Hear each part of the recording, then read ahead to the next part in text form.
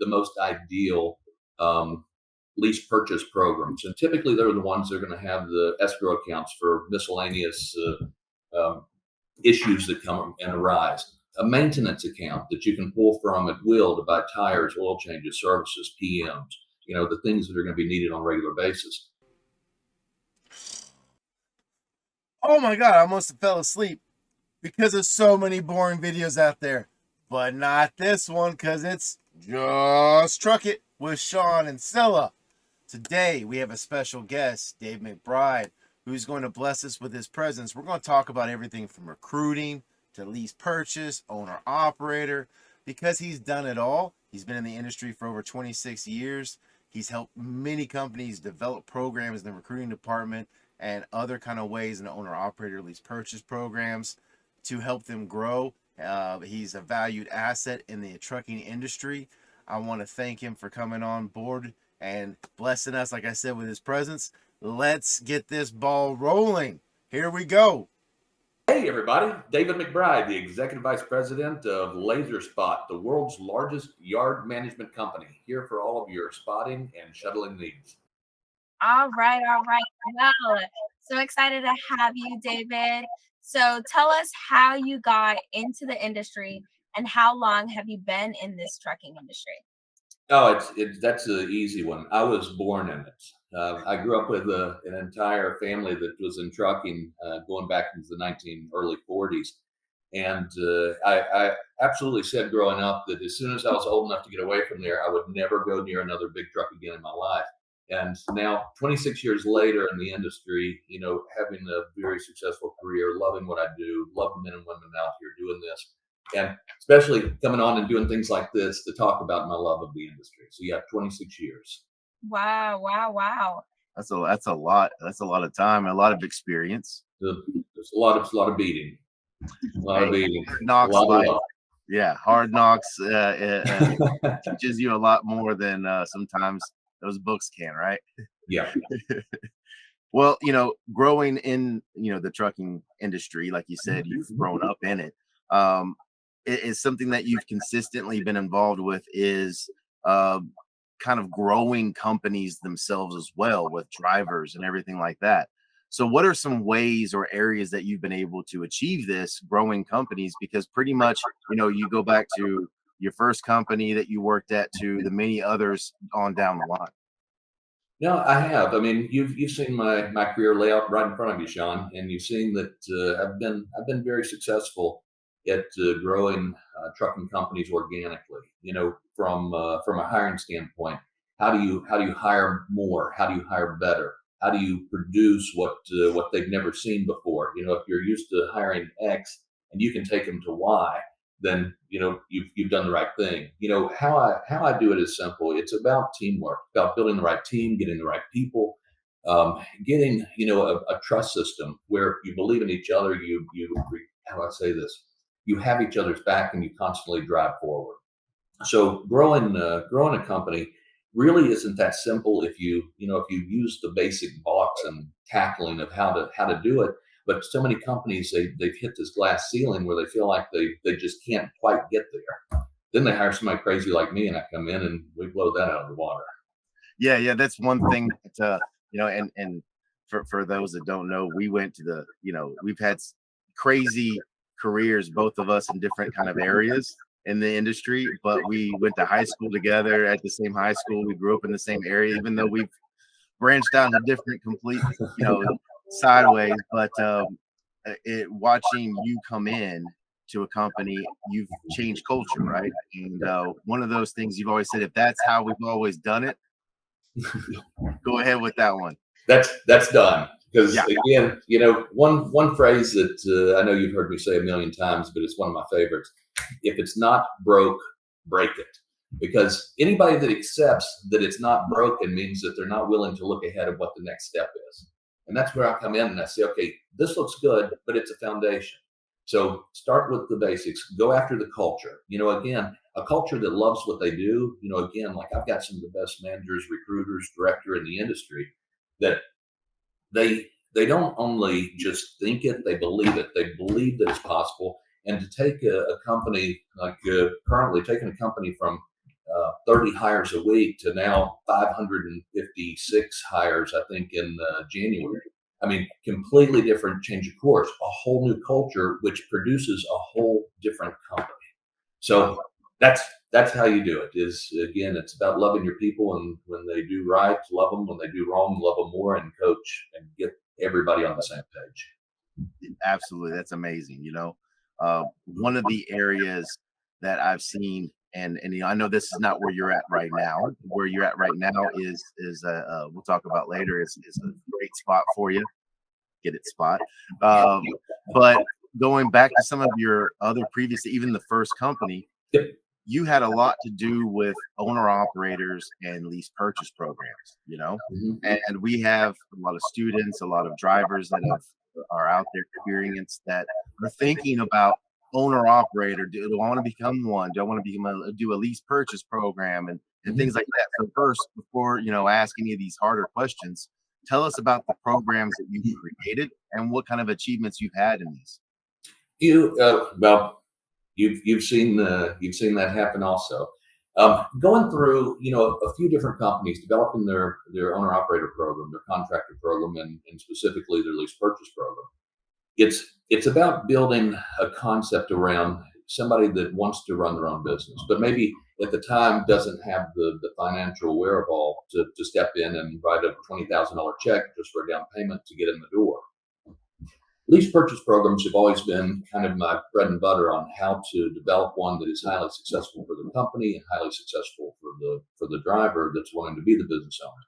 You saw me for a lot of years come out to schools and walk in and talk to students and say, why don't you guys want to come in and be a lease purchase operator? And probably for the first 6 months, just about every school out there kind of laughed and said, there is no way. Why would you ever want to go and do this? And why would somebody want to do this? And I said, because a lot of the men and women that you've got in school today were previous business owners. They weren't employees. And how can we adapt that from that into this new age of what we're trying to do?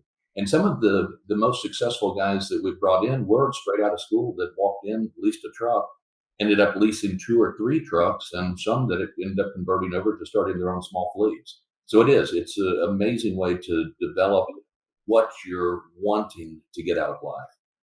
And I say that meaning that there's upside and downside.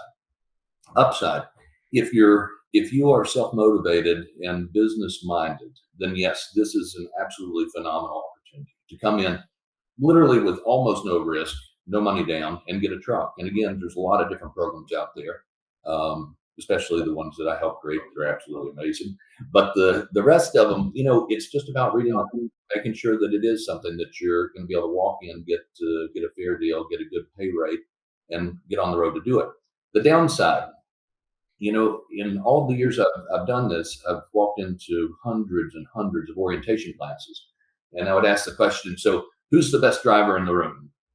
And 100% raised their hand. Not one person have I ever said, okay, who is the most below average driver in this room? Nobody ever raised their hand to that.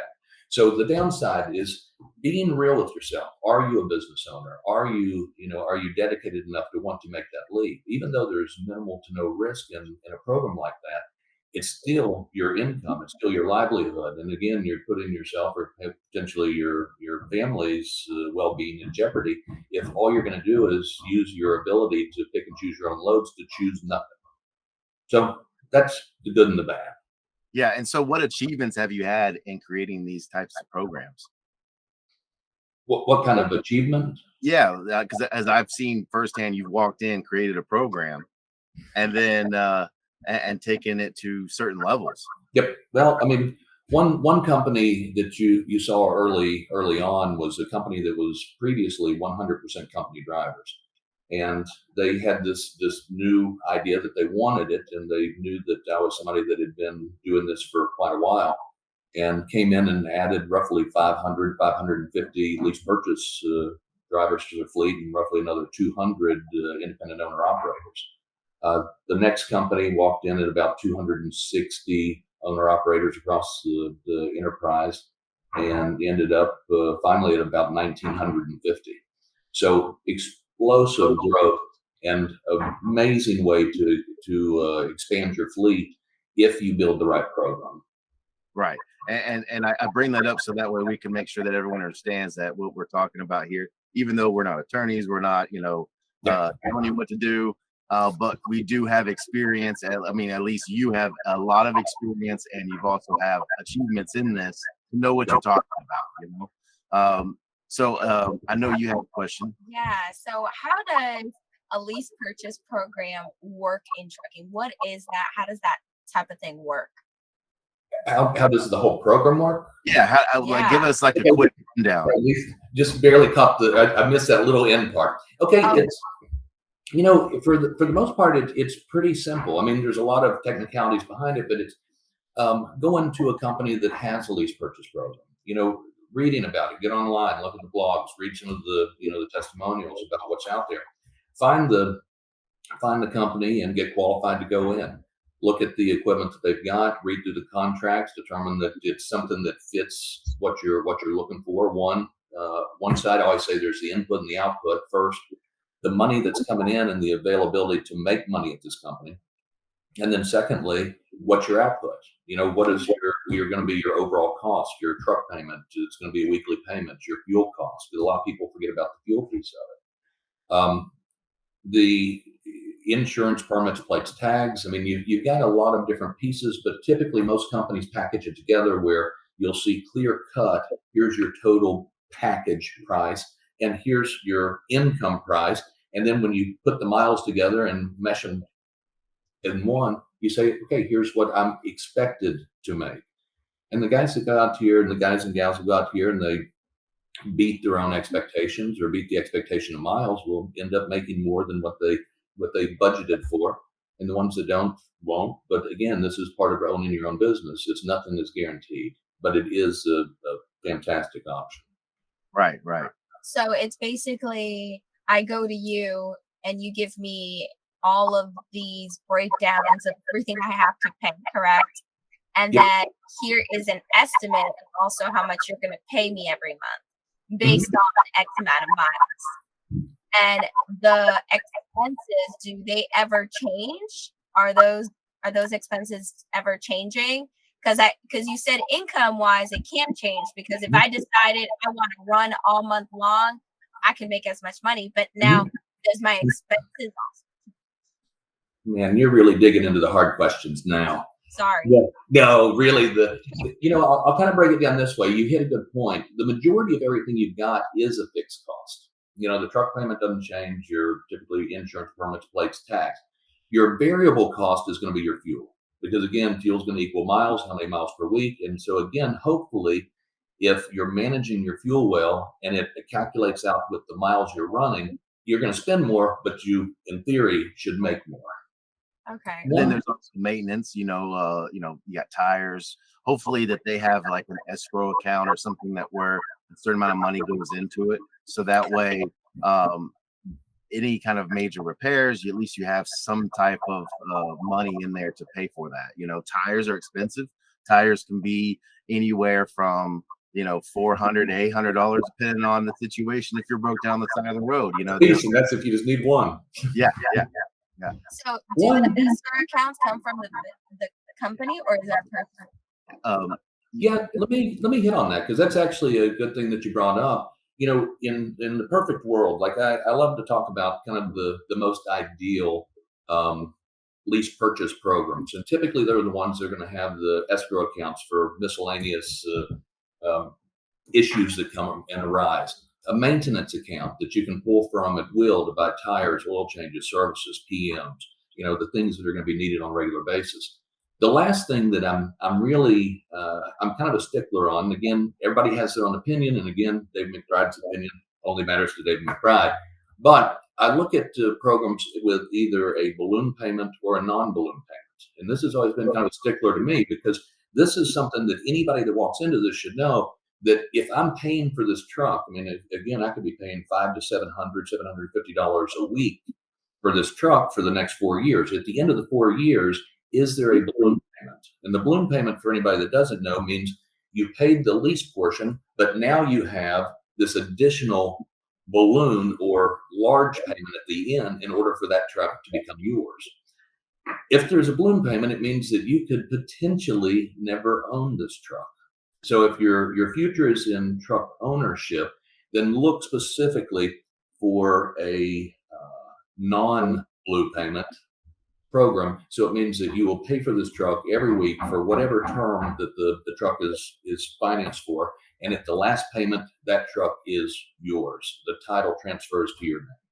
So That's absolutely a good point, because I have seen that, where I've seen a lot of people drivers I've talked to, where they got out of this because they paid all this money and then they got hit because they didn't read all the fine print. They got hit $30,000 or more that they have to pay in order for this truck to be there. So they end up in this never-ending loop where, yeah, they're making good money, but at the end of the day, they never owned an actual truck. And I've seen drivers where, yeah, the truck wasn't a brand new truck.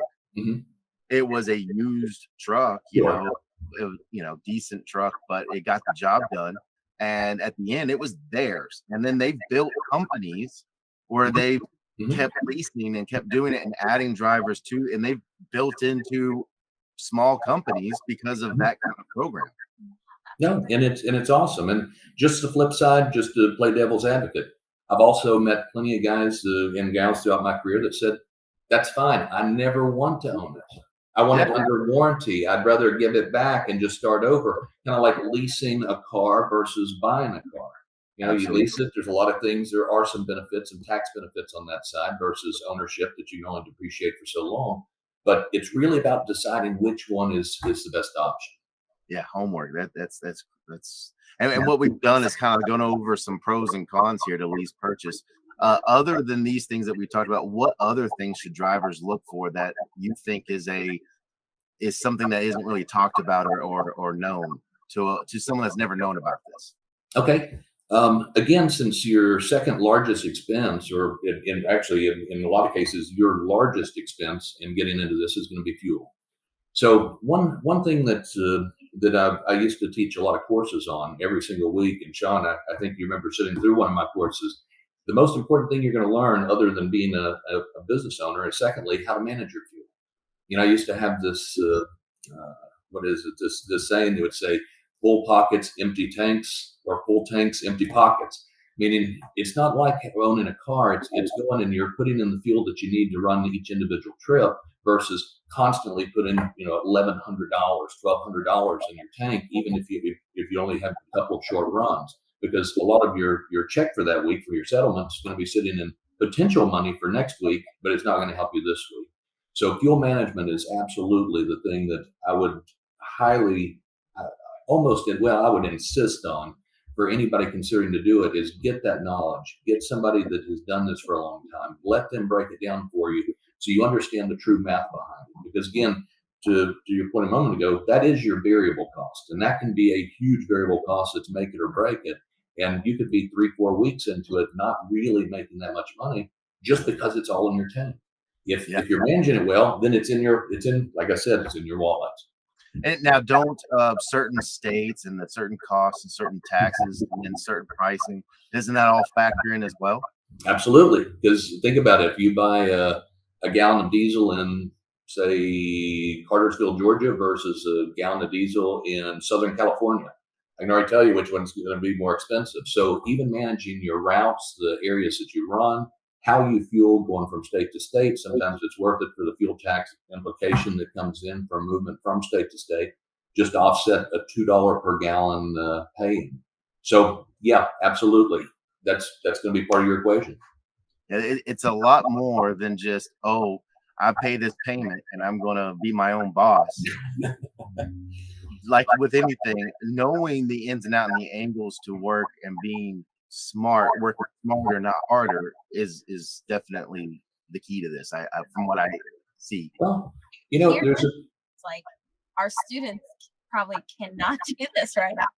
I mean, I had no idea South Carolina would be more expensive. No, South California. You said. Oh, South California.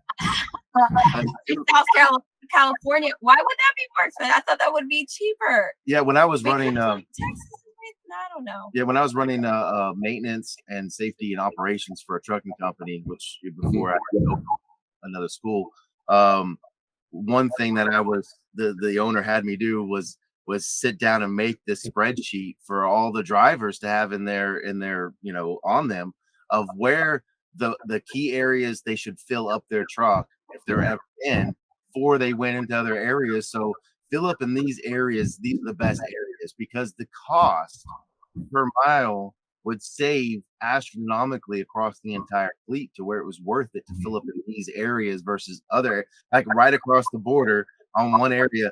He would save in that truck $100 to $200 Mhm. right off the bat if you just filled up 10 Mhm. miles. What is as your that's your largest expense. And if you're and again, as a small business owner, you can't take that for granted. I mean, you could have a $300, $400, $500 swing on any given week by just fueling practices. So, as a small business owner, a three, four, $500 swing per week times 52 weeks, you can imagine that's taking a huge chunk. The other part of that, kind of going back to the business ownership. You said it just a minute ago. I mean, a guy that wants to get in and say, I'm the owner. There's more to it than just being the owner. And I used to tell classes, it's kind of like me going and open my own sandwich shop and telling everybody I'm the owner. I'm the founder, I'm the owner, I'm the CEO, the president, and everything else. But if I only open my sandwich shop between 3 and 4 p.m. every day, and I'm only open for an hour, I'm going to be pretty unsuccessful as a business owner. So I can call myself that, but being that is two different things. Yeah, That was good. knowing your That was competition and all of the different things that like in that scenario, Uh-huh. what sandwiches sell better, like how to maximize the ingredients and where to buy 'em. All of those things may factor into that situation. There's so much behind the scenes, and the same goes with owning your own truck. And Mhm. so, like you said, bringing a mentor and asking people, getting on forums, educating yourself, taking courses. That's definitely recommended. I feel Mhm. from all of Mhm. us before yeah. you decide to do something like Mhm. this. But it is a good option out there. But it is Yeah. something you gotta make sure that you're able to do wholeheartedly and not be lazy. Mhm. Completely agree. So now, whether it's being an owner operator, new experience, you have been behind the scenes on hiring these drivers, right? Mhm. And so, when training your recruiters to hire those drivers, what guidelines or advice you kind of teach your staff to hire? It's an amazing question. Completely different genre from company drivers. It's a completely different skill set, different language, different breakdown. As a company driver, you're going to say you're going to make X number of cents per mile times X number of miles. This is the price, or this is the year range of the equipment, and this is where we travel to. In the owner operator lease purchase world, now you're scaling up recruiters to not only teach them about how this all fits together, but also about the fueling, the expectation of a business owner, how many miles per week, and be cautious of questions like, so I can turn down all the loads I want, and say, well, let me explain to you why you don't necessarily want to do that. So it's almost being like a micronized business coach on the front end to make them realize the hard reality of this is not as easy as just I'm the owner. This is I've got to go and I've got to work. I've got to have the knowledge and the expectation of what I'm going to make versus what I could make or what I might. So yeah, a lot different. And the recruiters that do it that do it well, have learned pretty quickly that it's a much simpler sell than in a lot of ways than a company driver. Do you guys still look at MVRs, background checks? Do you guys still go through that whole process? And is it always also, once again, based on insurance and all of that as well? 100%. Because again, even though they're their own independent business owners, they're going to be running under the company's DOT tags and insurance. So the DOT is still going to require a DOT file and qualifications that set by the company and insurance companies. So yeah, absolutely. Good question. Now, taking a side step away from the owner operator side, lease purchase. Now let's go to, that same question now with your current company and the last company you've been at. How do you teach your recruiting staff on hiring drivers? What kind of guidelines, advice, what kind of, what culture do you create with your recruiters? Um, love your job. My golden rule with any person that comes on board with me, and a lot of them that have been with me for a lot of years, um, actually most of them have been with me for a lot of years, will tell you that they've heard this a million times. I've got two golden rules. First one, I want you to love your job, and I want you to make more money than you've ever made. Number two, I want to break every hiring record this company has ever seen. But we're not going to get number two accomplished if we don't get number one accomplished. So luckily, I've been able to accomplish both of those with just about every recruiter I've ever had, and definitely broken every hiring record with the companies that I've been with. So I'm very proud of that. Not boastful, but proud, because it's a team effort to do it, and I'm proud of my team. Yeah, yeah. You've had a lot of great recruiters, that you have had over the years and that are still with you that I've had the pleasure of working with as well. So, you The know, I, best, the best recruiters, I best can in the industry, and I yeah, love every one of them. yeah. So when you're teaching them and training them, and they've learned this over the years, what traits or qualities and drivers set them apart from the rest of the drivers that follow? I do my little application and send it to you, and you get all these.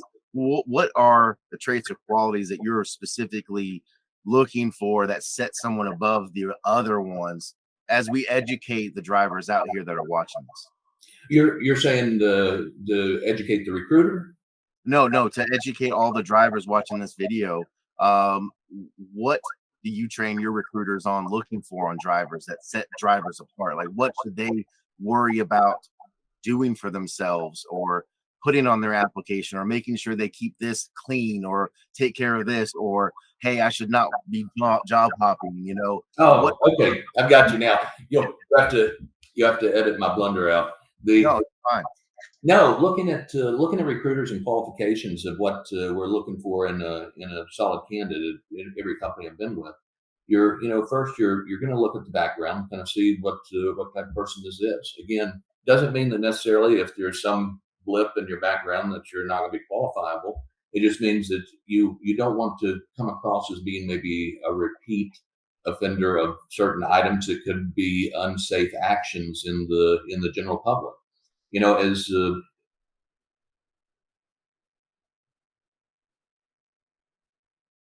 lost him. Remember? has to look and be cautious. We lost you there. It kind of froze on us. Yeah. So, Damn it! What I was saying was so good. I know, it's okay, no I know, we were worries. all like, Oh no!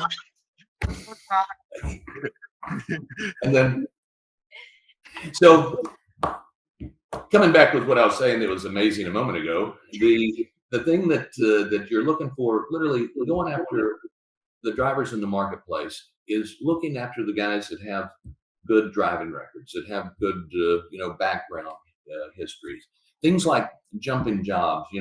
Again, sometimes it happens. I've always said you can't blame somebody until they had a good job and then left it, because that means that maybe it wasn't the company, maybe it was them. So be cautious. Don't overdo it. I can definitely say that there's a few companies out there that if they went there and stayed for 2 months and left, I would have said, I'm amazed you made it 2 months.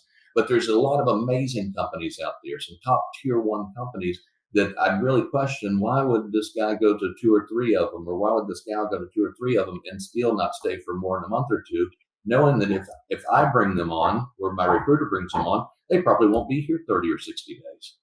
So yeah, that's a great point. The qualification, even outside of the background, just character behavior of the men and women out here. yeah, that's really good. Now, do you feel it's a great time to be a driver and get into this industry? This is the greatest time in world history to step into a truck and get your CDL, because there's never been a time where the need has been so intense. I mean, think about what we saw during the first initial lapse or wave of COVID in 2020. We saw people holding up signs saying, love our truckers, love truck drivers, bumper stickers with I heart trucks. Right now, you are going to be one of the most sought after human beings in the workforce, that have the ability to make six figures by putting your mind and effort and drive behind what you're doing. somebody that is even remotely considering making this leap into this side of the industry, again, my opinion is only as important as somebody that's listening. Is right now is absolutely the time. There are a lot of people that have kind of been underpaid and underserved in this country that have just accepted the basic minimum. They've kind of given up and said, you know what, I guess this is as good as it gets. And right now, with the bloodthirst for CDL drivers across the country right now, this is the time because the pay has never been higher in especially the 26 years that I've been doing this. And it is continuing to rise, what we've been seeing from a lot of data reporting almost quarterly. So, yeah, Yeah, this yeah. is a good time.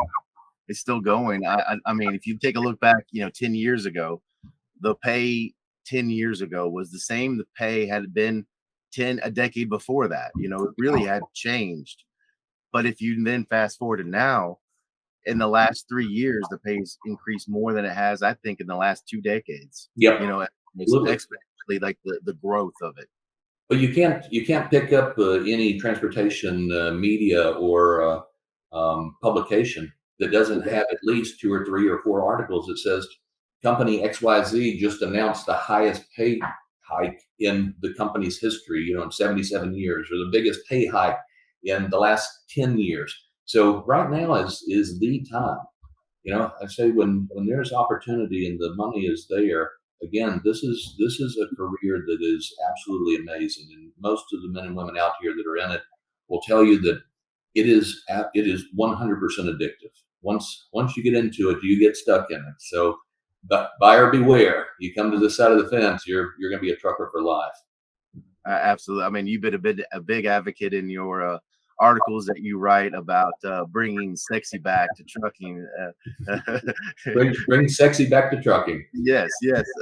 Yeah, that's a lot of the old outlook, so to speak, of trucking has been done away with, especially with the technology nowadays. Yep. The provisions in trucks that have changed, the outlook of drivers. It is more than ever the time to be one because you're valuable now. It wasn't as valuable in the outlook of Mhm. the culture, back in the day. It was something different, than it is now. I think it's We're on the rebound. Yeah. yeah, I think we're definitely there's a lot of more ability to kind of show what truckers really do and truck driving really does, right? They're really that backbone, and we didn't realize that until now, when everybody's like we've said about in all of our other podcasts, until you're missing the meat, or you're missing toilet paper. Now you're sitting here like, wait, what happened? Yeah. And then now they're realizing, well, it's because of a truck driver wasn't on the road. So it's really, really exciting. Now, what is your outlook on the industry today? The outlook today is the same that I'll say in some ways looks like the outlook of the last 10 years. It's continuing to grow. It's continuing to get more robust. The driver market continues to get tight. And so the supply and demand is obviously typically equates into money at the end of the day. So somebody that's coming into this, today there are so many more options than what there were, even 5 or 10 years ago. You know, you remember Sean when you first got in, there was a lot of guys who would say, "Hey, how can I get a local job?" And they're like, "Just put 10 years in." Yeah. I mean, I remember when I had to do it, I had to put, I mean, Lord, I was over the road for 2, 3 years before I could actually find a local Yep. job that could either be home on the weekends, at least minimally. And then nowadays I got students that leave here, go straight to some companies that, they're home every night. Yep. And it's wow. And you also the opportunities for women nowadays in the industry Yep. is astronomically That's so awesome. awesome. Oh, There's and so and many the women in trucking right now. Yep, Women in Trucking organization has done an amazing job getting that out in front of the rest of the industry, saying yes, this is important. Yes, we we have plenty of people that look just like you that are out here making an incredible living. So to the outlook, kind of looking forward again, the money's there, opportunities there. I think that the one thing that that a lot of people haven't seen yet is the way that they're restructuring a lot of companies restructuring their over the road plans to where instead of doing cross country moves, 2,200 miles, we're starting to see more average length of haul around 450 to 500 miles. So meaning that you're not having to go out as long or as far as you used to. And then, of course, from March of 2020 to current in the United States, there has been 1.6, I think it's 1.6 or 1.5 million local driving jobs that have been added right here in our backyard.